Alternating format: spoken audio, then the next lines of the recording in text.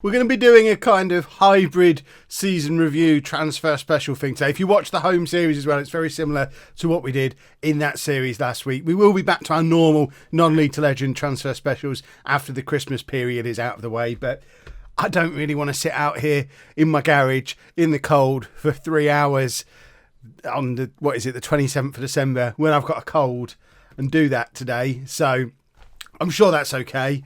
I hope that's okay. And if you don't like sniffling through videos, maybe give this one a miss. When we're back on Saturday, I'll show you the new players anyway, but we're going to do a season review, bring in some new players, get ready for our first season in the Premier League, and normal service should resume on Saturday. This is very much a only watch it if you really must watch everything video. I'm not selling this very well, am I?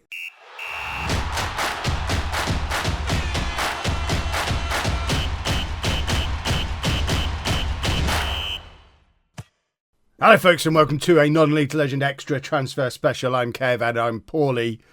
I don't even feel ill. I just have a wheezy chest. I'm going to try not to moan about it too much, but if you do hear me sniffing or wheezing throughout the video, that's why. And like I said in the intro, if it annoys you, honestly, you're not going to miss much by just coming back for the next episode. I'll be recording that in a couple of days and hopefully I won't be as sniffly by then. So we're going to do a season review. We're going to do our transfers, getting us ready for our new season in the Premier League. The first time Fulham are back in the Premier League for 4 seasons. It was a very good season in the end, and I think that's demonstrated by the fact that the Fulham all-time best 11, or since 2018 best 11, has a lot of our players in, and they're playing our system. So it's got 3 of our 4 back 4. Inexplicably, Albrighton, who we've been playing on the left wing, is in at right back, and Johan Larsson, the best player in the Championship last season, isn't even in the full team. He only makes the bench.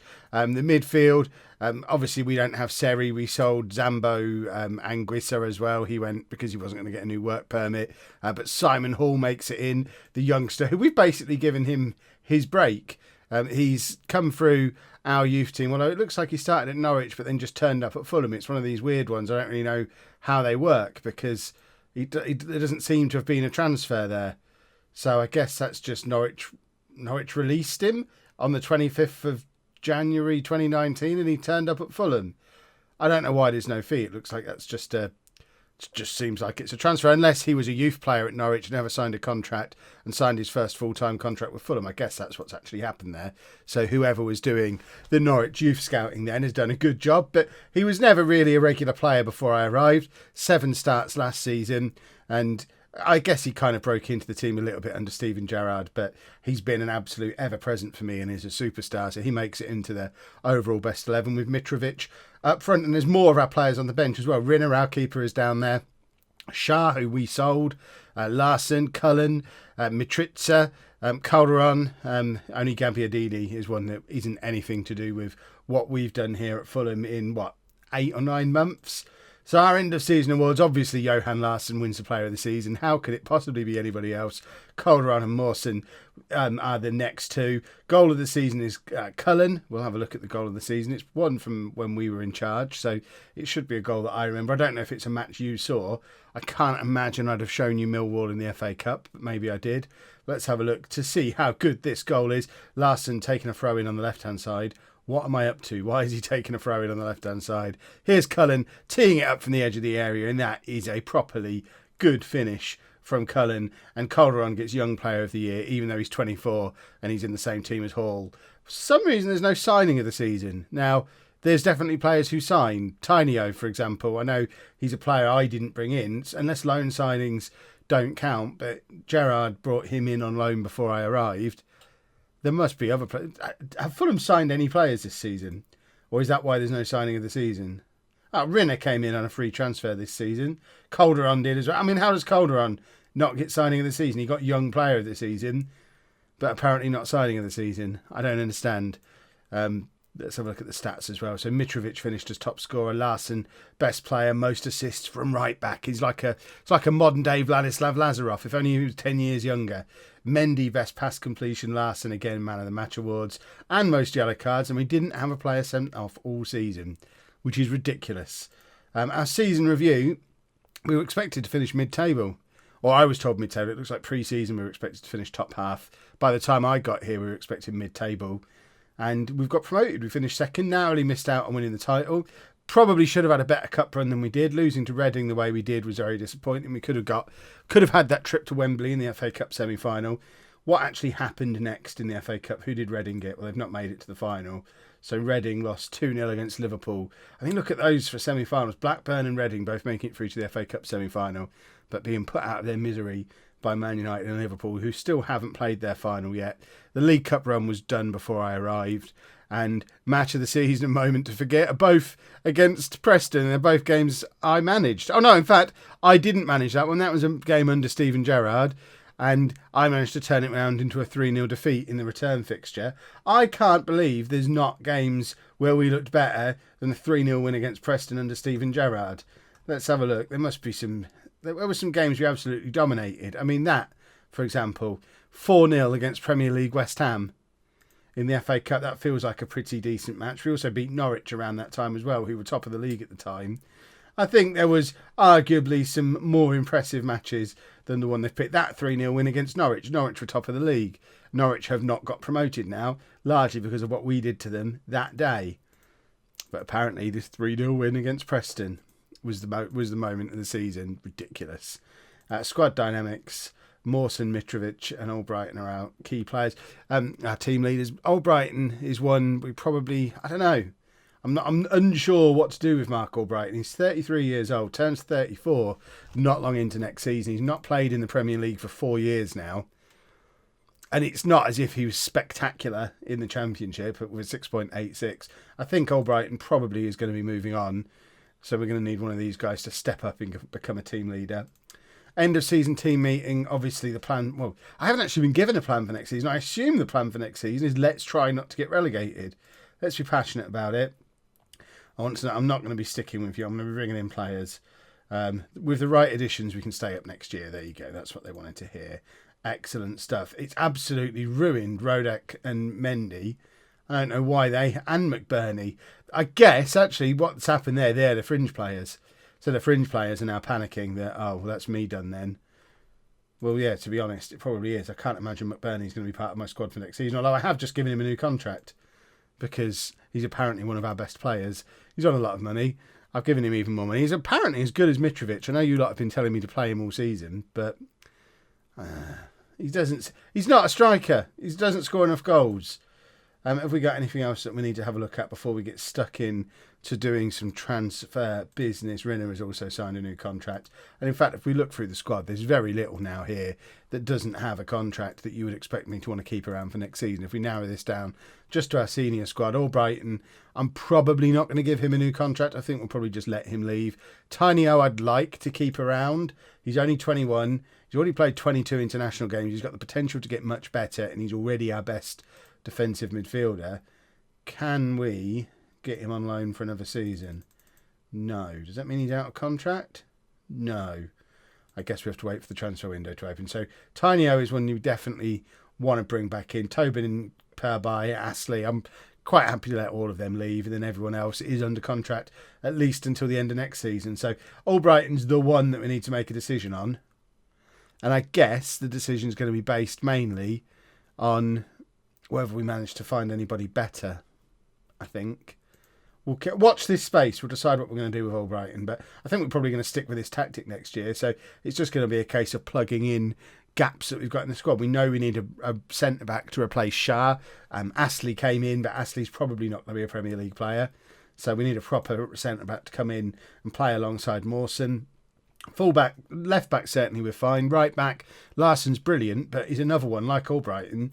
Larsson's 33 years old, and there's teams interested in him. If someone was to come in and offer 5, 6, 7 million for him now, how do we turn that down for a 33-year-old? Turn a profit. A 33-year-old who's never played in the Premier League, and when he did play in a top league in La Liga, he didn't get in Valencia's team very often, started very few games, went to play in Italy. I guess Chievo in Italy, where are they? Are they a mid-table-ish team? Have we got Italy loaded? Looks like he was. Oh no, they're a relegation back. So I guess they're roughly equivalent to us. But that was before he came to us. So maybe a question mark about him. And maybe, I don't know, is Mitrovic going to do it in the Premier League this time? He didn't score a lot of goals when they were there last time around. But then he is 4 years older and has goals in him now. I'm not sure what my plan is. Just generally strengthen and keep hold of Hall. Keeping hold of Hall, really important. Just got a commercial summary in. There's nothing, I mean, I wouldn't normally show you this. It's increased a little bit, as you'd expect, with us moving up to the Premier League. We've gone up to £3.2 million. An additional £3.2 million worth of deals. And there's some big deals in here. Lots of money for a Premier League club. But this one interested me. Most notable new deal. A 7-year deal worth $20 million. And it's a real 20 million this time. Not me misreading a K for an M like I did in the last video. 7 year for a newly promoted team, a 7-year £20 million deal. The deal will see the drinks manufacturer release co-branded beverages and promotions. I've never seen this in Football Manager before. Does that mean there's Fulham, Fizzy Fulham out there now? Coca-Cola, if they're going to be branding it after me as manager of this club. I love that. That is brilliant. I want a Fulham FC branded Dr. Pepper Zero, and I want it now. Also, Albrighton, McBurney, 2 players I had question marks over, and Mitrovic, to be honest, they're the ones selling the shirts. So maybe I need to sort out my question marks. Also, it shows how important our striker and left winger is, because there's our striker and reserve striker, left winger, reserve left winger. So clearly, their 2 positions were fairly strong. I'm surprised Albrighton's selling that many shirts. Is he really that spectacular? New scouting budget. I'm just going to let my director of football take care of that like I normally do. And we have a £17 million cash injection, which, along with the new sponsorships, tips us over into the black. So we've now got a little bit of money in the bank again.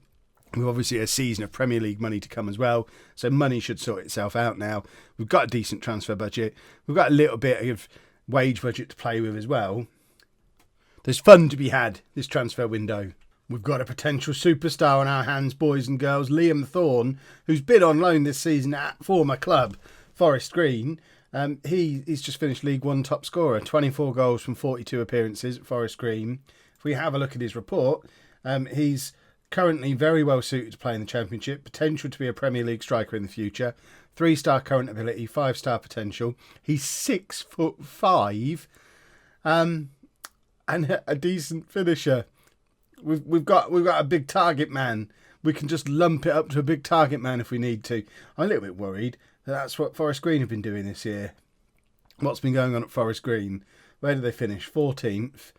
And it has just been a lump it up to the big target man situation. They've managed to get Glover, Dander and Williams all in the team at the same time, which is quite impressive. Is Glover available this summer? I know we've got a good right winger already. £9.25 million. Well, he's just going to go and play in the Premier League this year then, isn't he?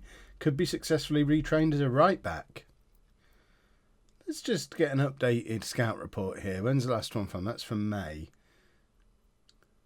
Let's get a new one. I wouldn't mind taking Ryan Glover with me. I don't think there's anyone else from Forest Green who's going to be good enough to come with us. We had a look at Williams when we were at Bristol Rovers, and I think at the time he was going to cost too much money. It looks like he is out of contract, but at 27 he's not a Premier League player. But we'll keep an eye on him, and we'll have a little look at a new scout report for him as well, and maybe do a little bit of business. Yes, we are happy Liam Thorne has had a good season for Forest Green. I don't think he's necessarily going to be in our squad next year, but we certainly want to be getting him out for a season on loan at a top half Championship club and see if he can do the job again at that level. Right, we've ticked round to the new season. We have our expectations for next year. Attempt to avoid relegation, so it's another one of those years where we can get relegated and not get sacked. I've not spent any money yet, although I have used up quite a lot of the spare wage budget, extending contracts and also extending the loan of Tinyo. I feel like I need another year to learn how to say his name. So his loan has been extended until the end of next season. He's played every game for us last season, certainly every game since I arrived. He's our best defensive midfielder.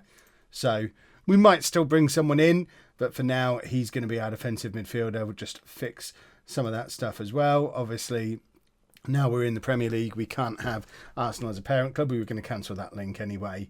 And the one other thing that we've done is finally reunited with David Noble. We never had the funds to bring him in at Bristol Rovers, but he has now joined us here at Fulham as under-18s assistant manager. And the media did say how he's a close personal friend of mine, having worked with me previously at St Albans and Forest Green. We've been apart for so very long, nearly a year, over a year. When did we leave Forest Green? I don't even remember. But me and David Noble are back together and everybody is very delighted about it. But now we are officially a Premier League team again. It's time to wait for the 1st of July to tick round and see what kind of freebies we can get. Because my inclination as ever, even though we're in the Premier League, is to convert a bunch of this transfer budget to wage budget. Which we could potentially add a whole load of money to that wage budget and bring in some Premier League rejects and see if we can fill up a squad with old men. I mean, I think that goes directly against what the board are expecting from me. I'm pretty sure they want me to sign kids and develop them. We'll see. We've got a Premier League to try and stay in. Operation Sign Aging Premier League Stars has begun. Pierre-Emerick Aubameyang is now a Fulham striker, age 34 years old, still 3.5-star current ability, which puts him just roughly in line with Mitrovic and better than McBurney. A different kind of striker to what we've got at the club already, and hopefully still has plenty of goals in him, although hasn't really... I mean, he's not started a game for Arsenal for over a year, but when he was starting, he was scoring goals. I think for the price we're paying him, we're only paying him 23 grand a week for a year. If he's past it, we just won't play him. If he's still got it, then we will play him. And either way, he can shoot some youngsters. So to me, seems like a bit of a no-brainer. We were also trying to bring Adam Lallana. He only wanted 6 grand a week, but the deal's fallen through after failing a medical. I didn't even notice during negotiations that he's got a broken leg. So that one's not going to happen, but we almost had Adam Lallana come in as well. Again, just to offer some backup in all these positions. Wasn't necessarily going to bring him in and play him, but with all that Premier League and international experience, seemed like a player that it would have been kind of sensible to bring in. But so far, Aubameyang, only signing of the summer, and it's the 5th of July. I'm determined not to go crazy this time round, but I think that's a good signing. Trying not to panic, but I'm finding it very difficult to identify players better than the players that we've got for the money that we've got available, and the couple that we have identified so far have agreed contracts elsewhere. So it's the 16th of July. We've still only signed Aubameyang, and I'm struggling a little bit. I'm hoping what this means is we've actually got a decent lower mid-table Premier League squad as it is. I don't know how much sense that makes when Fulham have been in the Championship for 4 years. Perhaps we just signed a lot of good players last summer. I'm hoping I have a little bit more luck with transfers as time goes on. It's not going well so far, though. I did have a plan to wait for Adam Lallana's leg to heal and then bring him in. Maybe he's not quite the calibre we're looking for, though, because Bognor Regis in the National League South have offered him a job as an assistant manager. Now, last time I checked, he was still a player as well. I wonder if that might be our way to bring him in as a player coach. But he's still going to fail the medical as a player. To me, I mean, look at the state of that. I know I tend not to look at the attributes too much, but I can see that his mentals, they're quite good. He'd be quite a handy player to have knocking around the place. But apparently he wants to go and be assistant manager of Bognor Regis instead. Right, another 10 days have passed. We still haven't signed anybody. Adam Lallana has retired as a player to become Bognor Regis assistant manager. And this is the problem I was talking about before. These are our scouted players. And I think this all stems from the fact that our promotion was so unexpected. The player pool that we've been scouting is not a Premier League quality player pool. Our best scouting recommendation is this guy, Nicholas Nati, who's a central midfielder. He's 23. He seems fine. Apparently, he's a superb signing. But then when you drill down a little bit more, he's not as good as Josh Cullen. He's a little bit better than Calderon. A little bit better than Tainio. Now, yeah, you could argue, yeah, let's bring him in, an extra body, etc., etc. But we're not actually improving the team by bringing him in. He's not a Premier League quality player looking at his career history.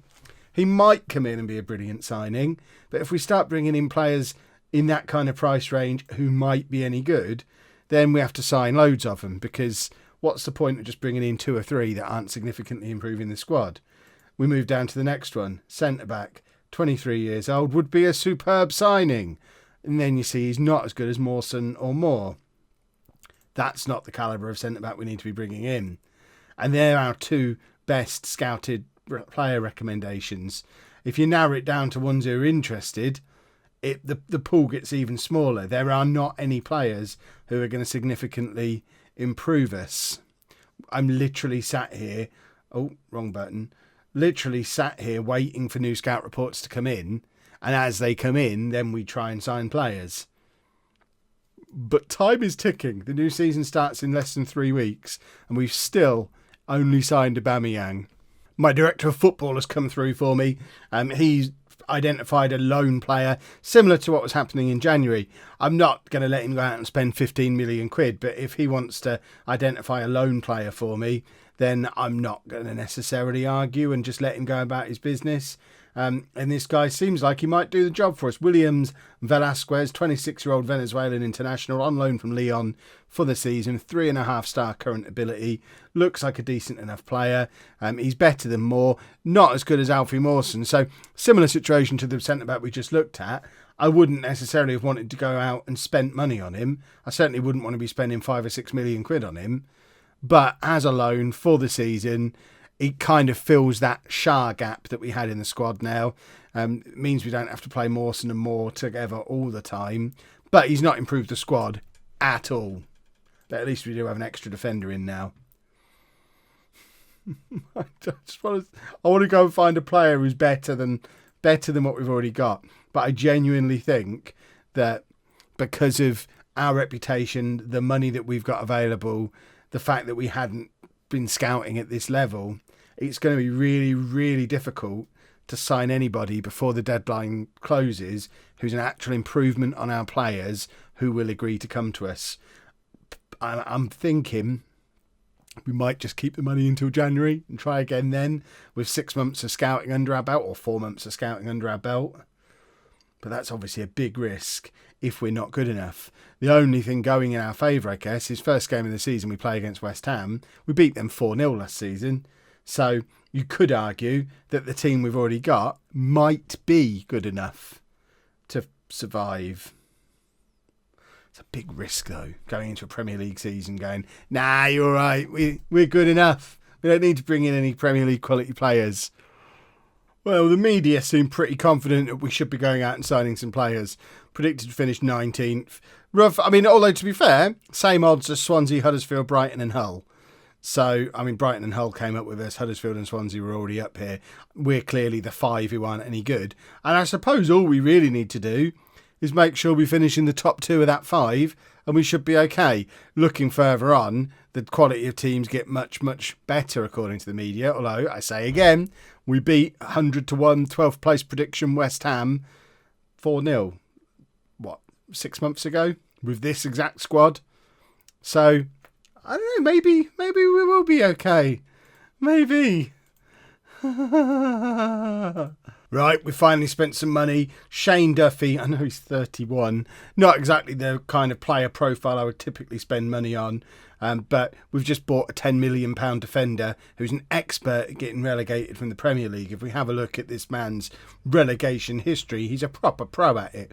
Got relegated with Brighton back in 2018-19. Did come straight back up, but finished the job off properly. 21-22 got relegated with Brighton again, at which point he went to Aston Villa and got relegated with them last season.